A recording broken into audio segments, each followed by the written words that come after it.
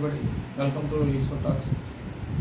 నేను ఆ కూటమి సభ అయినటువంటి రాజమండ్రిలో పవన్ కళ్యాణ్ గారి స్పీచ్ చాలా బాగుందని చెప్పవచ్చు. ఎందుకంటే పీఎం స్థాయి వ్యక్తి ముందు ఒక పార్టీ అధ్యక్షుడిగా కూటమి భాగస్వామిగా మాట్లాడడం చాలా ఆచితూచి మాట్లాడే స్థాయి నుంచి పరిణితి చెందే స్థాయికి పవన్ కళ్యాణ్ వచ్చారు. ఆయన మాట్లాడే స్థాయి, రాజకీయాల మీద అవగాహన, నేషనల్ రాజకీయాల మీద అవగాహన, పీఎం స్థాయి మీద ఉన్నటువంటి అవగాహన, ఇవన్నీ చాలా నేను ఆ స్పీచ్లో చాలా అర్థవంతంగా ఉన్నది.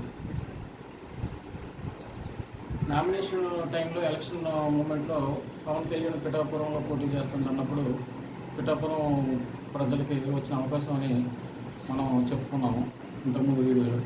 ఈ 20 డేస్లో వచ్చినటువంటి పరిణితి జరుగుతున్నటువంటి పరిస్థితుల్లో పవన్ కళ్యాణ్ పిఠాపురంలో పోటీ చేయడం అక్కడ ప్రజల అదృష్టంగా భావించవచ్చు. ఎందుకంటే ఒక పీఎం స్థాయిలో ఉన్నటువంటి సత్సంబాల వలన ఆయన అసెంబ్లీ స్థానంలో గెలడం వల్ల అక్కడ ప్రజలకి మంచి జరిగే అవకాశాలు చాలా ఎక్కువగా ఉన్నాయని చెప్పవచ్చు.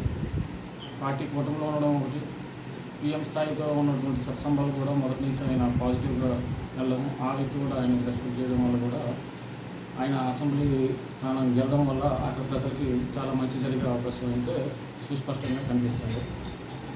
చిరంజీవి స్థాయి ఉంటే వ్యక్తి వచ్చి కూడా 10 సంవత్సరాల్లో జనసేన నుంచి జనసేన అధ్యక్షుడు చేస్తున్నటువంటి పనుల్ని ఆయన స్వతహాగా అబ్జర్వేషన్ చేస్తూ తమ్ముడుగానే కాకుండా సమాజంలో ఒక వ్యక్తి ఉన్నత భావాలతో ముందుకెళ్తున్నాడు. అటువంటి వ్యక్తిని మనం ప్రోత్సహించగా, ఇంట్లోనే ఉండి మనం ప్రోత్సహించకపోతే అది ప్రజల్లో నెగిటివ్గా వెళ్తుంది కూడా ఆయన అనుకోవచ్చు.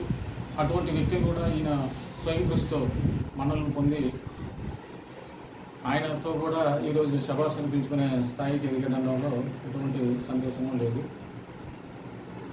పిఠాపురంలో జనసేన అధ్యక్షుడిగా ఒక పార్టీ అధ్యక్షుడు పోటీ చేయడం అక్కడ ప్రజలకి కలిసి వచ్చే అవకాశమని చెప్పవచ్చు. పిఠాపురంలో పవన్ కళ్యాణ్ 1,00,000 ఓట్ల మెజారిటీతో విజయదుందుకు మోగిస్తుండడంలో ఈ 20 రోజుల్లో జరిగిన పరిణామాలు ఆయనకి మరింత ప్రోత్సాహంగా మరింత ముందుకు వెళ్ళలేదని చెప్పడంలో ఎటువంటి సందేహం లేదు. Thank you for Eshwar talks.